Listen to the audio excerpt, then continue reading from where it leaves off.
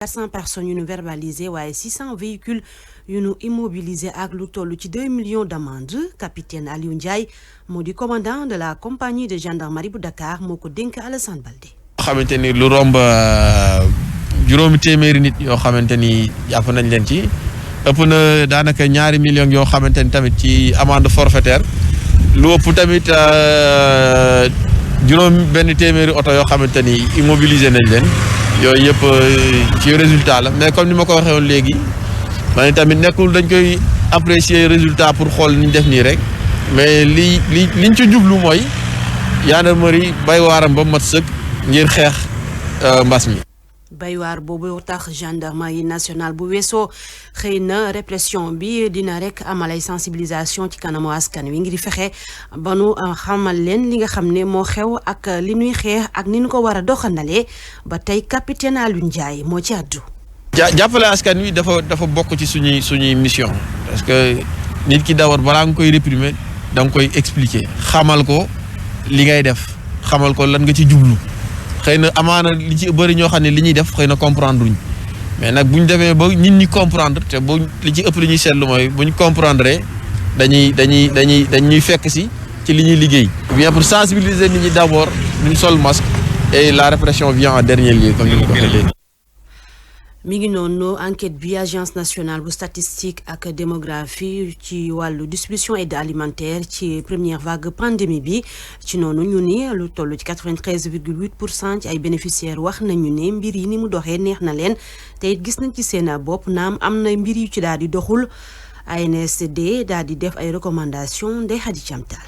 ngir jàmmaarloo crise économique bi nga xamante ni Sénégal ñu ngi ko doon dund ndax Covid 19 bi autorité yi daal dinañu woon nag tàmbali di séddale dund goo xamante ni ñu ngi ko jagleloon askan wi nga xamante ni mesure yu ñu tëraloon ngir mën a fàggandiku ci boobee feebar daf leen tëjoon ba mënatuñoo ñàkk jëriñu aide boobu nag nga xam ni kon sénégalais yu ñàkk doole yi lañ ko daal di woon jagleel nañu ko doon séddale juróon loolu coow ci biir réew mi ñu ngi ko jagleeloon lu toll ci 1 million ci ménage fii ci Sénégal nga xam ne ñu ngi koy xayma ci juróom-ñett jàpp fukki million ci sénégalais benn enquête boo xam ne nag ANSD daal dinañu ko ci def xamle nañ ni téeméer boo jël ca ñooñu ñu ko jox juróom-ñeent fukki ya daal dinañ nag rafetlu doxalin wow enquête boobu nga xam ne nag def nañ ko ci lu toll ci junneeg juróomi téeméer ak ñaar fukk ak juróom-ñetti ménage ci fanweeri commune réew mi daal dina itam xamle ni am na ci ay ménage yoo wax ni d'accorduñu ca nañu tànnee ñañu jox yooyu dund waaye itam ca la ñu dugal ci biir package yi loolee sax nag tax ba ANSD di sàkku ci boobee comité ñu amal ay enquêtes yoo xamante ni dina tax ñu xam région bu nekk lan la soxla ñuy fàttali rek ne campagne ñu séddaleeg dund googu nag mi ngi tàmbali woon ci réew mi niki ñaar fukki fan ak juróom-ñeent ci weeru avril ñu ndar képp ko niki fukki fan ak juróom ci weeru juillet 2020. waxtaanee leen ne nag WhatsApp mi bëgg renouveler conditions d'utilisation ci juróom-ñetti fan ci weeru février bi ñu dëgmal ci noonee ngir rek fexe ba données personnelles yi ñu mën ko partager ak Facebook ak ay yeneen entité application boobu nga xam ne dañu koy jëfandikoo bu baax ci biir réew bu Sénégal ñenn ñi ne gisuñu ci lenn rek lu jaarul yoon ñeneen ñi yëguñu woon sax lu ni mel kii di Safiatou Ba Ndiaye moo def constat bi. WhatsApp mi jël ndogalu rek partager données ñi nga xamante ne rek ñoo koy jëfandikoo ak entité groupe Facebook dooree ko rek ci juróom-ñetti fan ci weeru février mu di réglementation bu yees boo xamante ne waa ji mel na ni maîtriser na ko bu baax a baax te gisu si benn gàllankoor. Facebook de toute façon am na samay données Google am na samay données donc vouloir nekk di jooy ci ay affaire WhatsApp et consorts je trouve que c'est un faux débat. beneen waay bu xalaatee ni moom mu dem sax bay fësal ni rek ñu bëri ci internet yi dañu comprendre bu baax message WhatsApp bi. dañoo comprendre rek mais bon il suffit ñu dem def des recherches sur le net après voilà ils verront que ni du lu ñu foog carrément quoi. ci kanam tuuti beneen waay kii moom mbetteel la am ci boobu leen ndogal mu bëgg nag ñu leeral ko waaye nag ci ginnaaw caméra yi même bu fekkee ni am na ñoo xamante ne gisuñu soppite bu bëri ci li nu mel décision boobu nga xamante ne rek WhatsApp annoncé na ko jaarale ko rek ci benn notification am na ay réaction yu bëree bëri waaye itam ay njàkkare yu mu jur ci ñi nga xamante ne rek ñoo koy jëfandikoo. mi ngi noonu kon lu jëm ba tey ci wàllu WhatsApp boobu la ñuy desandi jox kàddu ko xam ne xam-xam dafa màcc ci wàllu rek communication digitale ak web design mu di Jo Maron li mu xamle mooy WhatsApp wala réseaux sociaux yu ni mel yàgg na noo am suñu ay données personnelles moom Jo Maron jàpp ni loolee day firndeel ni rek kon xëy na coppite gi du daal di bari ci li nga xam ne WhatsApp sax jot naa repousser modification yooyee fexe ba indi fi ak polémique économique jëm ci rek données personnelles yi kii di Zo Maron la ñu teewlu ak Safiatou Ba Ndiaye. muy WhatsApp muy Facebook muy leneen li ñu war a mën a xam mooy ñoo ngi joxe lépp loo xam ne ñoo ngi koy am ci ay information mu nekk ci ay données caractère personnel mais jox nañ ko réseaux sociaux yi yëpp ñun nag mënuñu contrôler lan la ñu def ak suñu données à caractère personnel yooyu li nit ñi mën a comprendre mooy Sénégal dañuy bari ay utilisateurs mais utilisateurs yooyu balaa ngay ubbi sa compte da nga war a xool politique de confidentialité réseau social li ñu war a mën a xeex jamono ji mooy naka la ñu war a def pour ñu am souveraineté numérique tant que amuñu loolu dañuy wax rek mais mënuñu contrôler suñu données yi fan lay jëm. xibaaru biti réew dañu koy dooree ak conseil de sécurité bi nga xam ne joxe na feu vert am ngir ñu daal di tabb njiital représentant ONU bu yees ci Libye Jean Cobus lay wuyoo ci jamono ji na représentant des Nations Unies ci Liban ci candidature slovaque bi ñu proposé woon ci secrétaire général Antonio Guterres bu fekkee ne rek daal nañu koy nangu kon ci jamono joo xamante ni si mission libyenne kon dina am ak njiit ci poste boobu nga xam ne amul woon kenn ku ko jiite fukki weer ak booba léegi gannaaw demuk Gassane Salamé waxtaanee Union africaine bi nga xam ne am na ci lu toll 270 millions de doses de vaccin anti-Covid ñu daal di koy séddale ci continent bi 50 millions de doses dina disponible ci diggante avril ak juin ñu war ko jënd rek ci UA bu ci laboratoire bu Pfizer AstraZeneca ak Johnson commande yi nag du loolu kese la ñu jàpp ni wax nañu ko daal di def ci Afrique tam dina am benn dispositif COVAX boo xam ni OMS moo koy lancé ak disposition prise au niveau des États ci USA ci États-Unis waaw fekk ay fan rek ñu daal di koy tabb moom Joe Biden di wéy ba tey di présenter programme am bi nga xam ne moom la rek bëgg bu yegsi ci Maison Blanche bi daal di koy doxal gannaaw ba mu ko détaillé naka ci alxames gi plan de relance am ngir économie bi président bi ñu daal di fal ne rek dina ko wéyal ci aljuma ji mu jël ay dogal yu mu bëgg rek mettre en place ngir accélérer lu jëm ci wàllu vaccination ci Covid bi ay doomu Amérique ñu bi beneen xët tàggat yaram lay doon.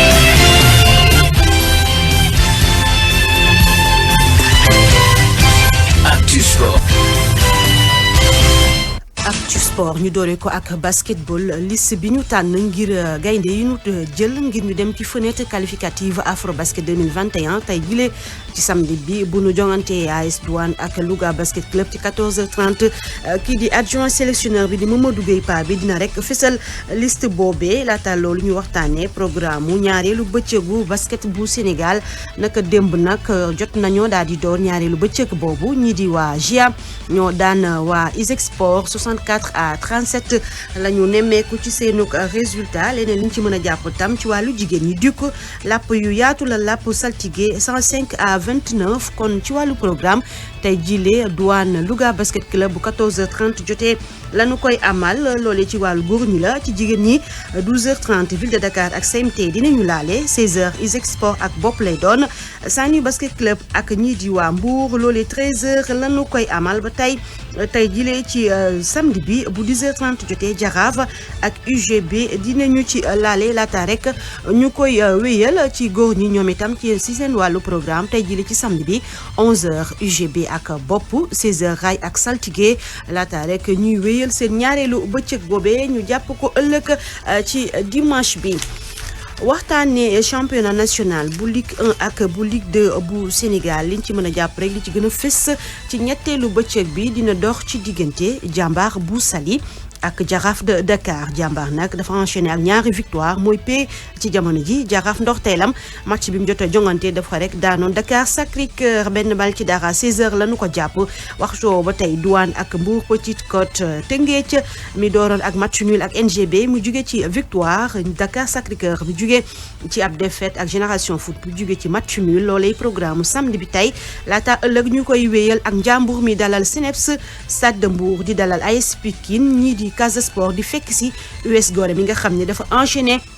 ak ñaari défaite ba tax na moo jël ndàdda amagul benn poñ bi ñu dooree ci championnat bi ak léegi Ligue 2 bu Sénégal tam danañu jongante tey jilee Thiès FC ak Port Jamono Fatick ak EJ Fatick derby Fatikois laata ëllëg ñuy wéyal 16h war a dox ci diggante Linguère ak Amitié muy duel de leader ñoome ñaar ñoo ci war a rek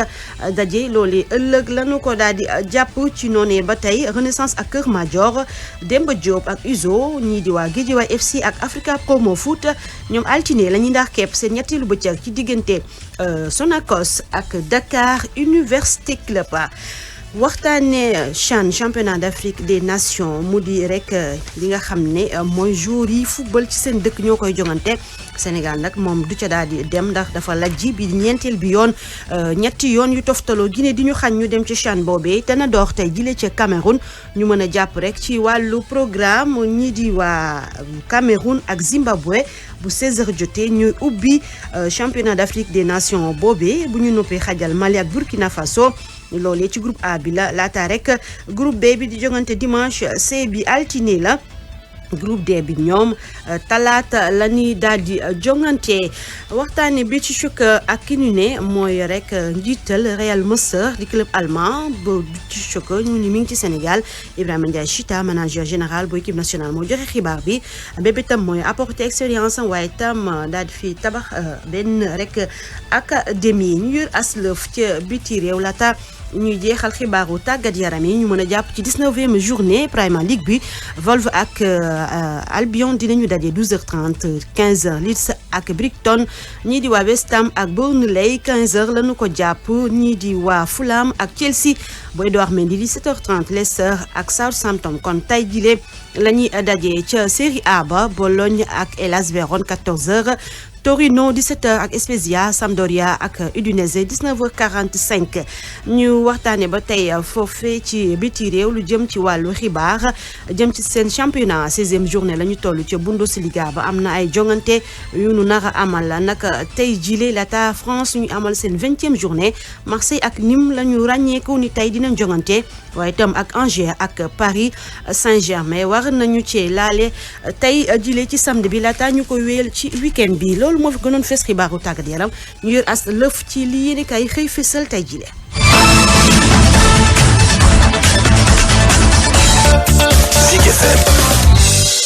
Tribune yéenekaay la nu koy dooree lu jëm ci wàllu góor jigéen ci mbirum loi yi mise en garde bu Serigne Babacar Sy Mansour moo daal di lancé alerte ñii di député yi def ay recommandation waaye tam def ay ñaan ak i julli ngir fexe ba yu bon yi ne ci biir réew mi jóge fii ba tey ci Tribune ëttu yéenekaay bi ñu waxtaane fe ci mbirum Horizon Sans Frontières bi nga xam ne gannaaw ba nu ko rek interpellé ñu ne day tiré ci régime bu Macky Sall ci noonu itam waxtaane nañ ci wàllu Covid-19 bi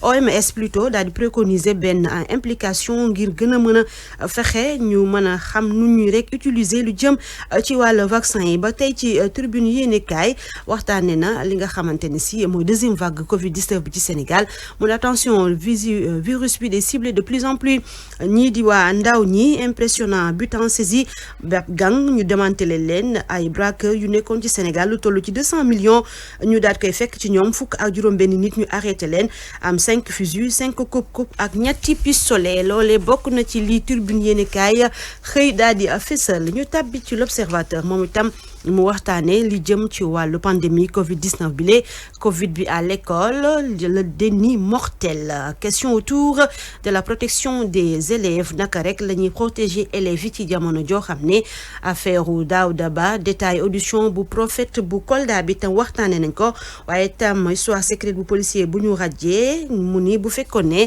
da ko war a defaat du sax am xel ñaar jëm ci wàllu wu ni mel. ñu waxtaane ci wàllu Jeux olympiques de la jeunesse 2026 Ndiaye njiital konos ni engagé na combat bi ngir rek ñu daal di amal ay infrastructure yu mucc ayib ñu tàbbi ci Soleil yéenekaay Dakar et Banjul ñu daal di décréter tolérance zéro loolu yëpp jëm na ci wàllu nit ñi rek daggee garab bi ci àll bi te dagg bi jaarul yoon jëm ci seenuk wàll ba tey ci ñoom Soleil yéenekaay mu ne état bu Sénégal jox na enveloppe bu 5 milliards ñii di artisanat yi lu jëm ci wàllu Covid-19 bi mu waxtaan ak ki nga xam ne mooy njiital président national des lutteurs mu di Gris Bordeaux mu ne si l'État veut pérenniser la lutte war na ci investir avantage ak jàppale kon ñu bëgg ci wàllu rek làmb gi ngir mu xëy na gën a dox jëm ca kanam. ci ba tey quotidien décompte macabre Covid 19 ba kon li muy faat mi ngi bëri ci jamono ji mbir yi mi ngi daal di yokk Sénégal nag daal di atteindre barre 500 morts ci noonee ñu mën a jàpp lu ëpp 1280 cas ak 98 décès ci Diourbel la daal di xewee ba tax na xalif général di Tidiane wax ne bu nu moytuwul rek dina am ñetteelu vague ba tax na mu joxe ay digal ngir ñu moytu lu ni mel ba tey ci rek ëttu yéenekaay bii di le quotidien ñu placé woon ko garde à vue kii di rek Boubacar Seye bu Horizon Sans Frontières incertain Sénégal gendarmerie nettoie le Sénégal ci opération coup de poing li mu amal mu ni pas un prophète mineur chez lui ñu def portrait Thierno Daouda Ba mooy ki ñu ne nee na ab prophète la nekkoon ca Kolda. ñu tàbbi ci source a moom itam mu daal di waxtaanee lu jëm ci wàllu coronavirus bi version de Notre-Dame lu ni mel la daal di xamle waxtaanee tam mbiru Assane Diouf mi nga xam ne ñu wax ci waroon a jàkkaarloo ak juge bu chambre correctionnelle minute d'après chaud la ko daal di dippee loolu yëpp dañ ko gis ci source a waxtaanee na tam li nga xam ne mooy digleek xalif général di Tidiane ngir ñu moytu ci jëm ci wàllu mbas bi ba tey ci Covid 19 bi. ci jamono ji ñaareelu vague bi ñu gis ne ñi mi ngi gën a wéy di def ay jéego yu doy waar jëm ci ak wàllam ñu tàbbi ci Libération Sénégal enregistré 506 morts loolee di firndeel ni rek ba tey ci Libération kon Covid bi mi ngi wéy ba tey di def ak yu yàqute jëm ci wàllu nit ñi nga xam ne ñi ngi ci ñàkk seen bakkan ma ngay yokk maanaam ci L'As Quotidien moom itam yéy na yàbbi ci rek ndey ni muy rek yokkee ci wàllu Covid 19 bi moom itam ci ëttu yéenekaay bi mu daal di fësal rek Serigne Babacar Sy Mansour daal di wax ay dëggam jëm ci wàllu wi nga xam ne moo xew ci biir réew mi ñu waxtaane ba tey ci Les Échos Boubacar Seye déféré au parquet lundi arrestation bu patron bu Horizon Sans Frontières ba tey ci li nga xam ne jëm na ci ëttu yéenekaay bi di Les Échos mu ni Janjaay un des meilleurs amis en France wax na ci li nga xam ne mooy disparition bu Diary Sow waaye tam seconde vague bu Covid 19 ñu ne vote loi ci homosexualité Serigne Babacar Sy Mansour wax ñu amal ay ñaan ak i sarxe ngir julli tamit tuub ngir fexe ba yàlla jéggal ñu ci ñaawteef ak bon ñu nemmeeku ci biir réew bu Sénégal ñu waxtaanee ci Sud Quotidien ñuy politiser li nga xamante ni si mooy troisième mandat bi entre zone d'ombre et non-dit li ñu wax ak yu mbir yu leerul moom loolee la xëy daal di fësal ba tey waxtaanee na ci wàllum homosexualité ak pandémie Covid 19 bi recommandation yu Serigne Babacar Sy Mansour jëm ci wàllu woowe ni ñu war a doxandale ngir fexe ba moytu ko ñu waxtaanee ci biir 24 heures yéenekaay Ndiagne Ndiaye lance les matchs des infrastructures jëm ci wàllu infrastructure yi kon fexe ba rek ñu am ci yu doy laata Jeux olympiques de la jeunesse yu atum 2026 ci 24 heures yéenekaay ba tey ñu ngi fay waxtaanee rek kii di rek Boubacar Seye ñu arrêté ko ci AIBD ci 24 heures la daal di xewee ñu tabbi ci li quotidien mu ni lu jëm ci rek docteur Sanogo ci solidarité envers le policier radié moom itam mi ngi koy waxtaanee fii ci li quotidien waaye itam Baba Malavé ni moom entretenu de relations sexuelles avec elle maanaam li ñu ko tuumaal demeewul noonu tension ci business te itam enquête moom la xëy def ak enquête ci wàllam ci noonee ba tey ñu gis ci critique yéenekaay ñetteelu vague bu nu moytu rek dana daal di am ci biir réew mi bu dee rek li nga xam ne mooy digle yi defewuñu ko ni ñu ko waxee ba tey ci critique Boubacar Seye ñu humilier ko ci frontière bi ñu jeexale ak direct news Rossignol se tue à jamais dikkaat ci ndongolo gannaaw fukk ak juróom benn at yoo xam ne génn na àdduna waaye waxtaanee nañ tam lu jëm ci wàllu vaccin bi nga xam ne wax nañu ne mooy rek xëy na indi saafara gi jëm